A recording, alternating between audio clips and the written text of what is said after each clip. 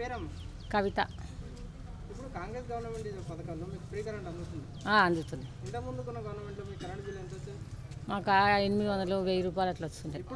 ఇప్పుడు అయితే ఫ్రీ. మీకు సబ్సిడీ గ్యాస్ సిలిండర్ అందుతుందా? అందుతుంది.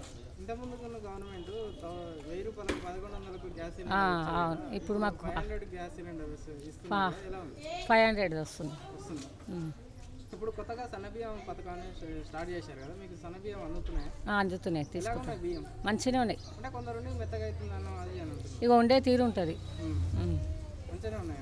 మంచిగానే ఉన్నాయి. మహిళల కోసం అని ప్రత్యేకంగా ఫ్రీ బస్ పథకాన్ని అనేది స్టార్ట్ చేశారు కదా, మీరు ఉపయోగించుకుంటున్నారు ఫ్రీ బస్? అన్నిటికీ తిరుగుతున్నాం. ఎలా చూస్తున్నారు ఫ్రీ బస్ పథకాన్ని? బాగానే ఉంది. మంచి పథకం అంటారా? లేదే, మంచి పథకమే. ఇప్పుడు రేవంత్ రెడ్డి గారి పరిపాలనకు కేసీఆర్ పరిపాలన తేడా ఎలా చూస్తుంది? ఇక ఈ రేవంత్ అనేది బాగానే ఉంది కదా. ఇక అప్పుడు మాకు కొంచెం ఇబ్బంది అయినా, దొడ్డు బియ్యము అవి ఇబ్బంది అయినా, ఇప్పుడు జర బాగానే ఉంది, మంచిగా ఉంది.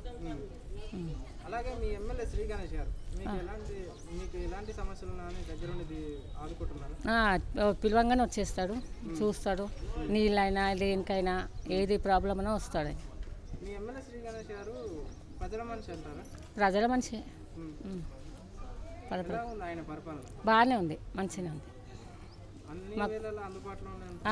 వాటర్ లేకుంటే ఏదైనా సరే అన్నీ వచ్చి పిలవంగానే వచ్చేస్తాడు, చేపిస్తాడు, ఇస్తాడు.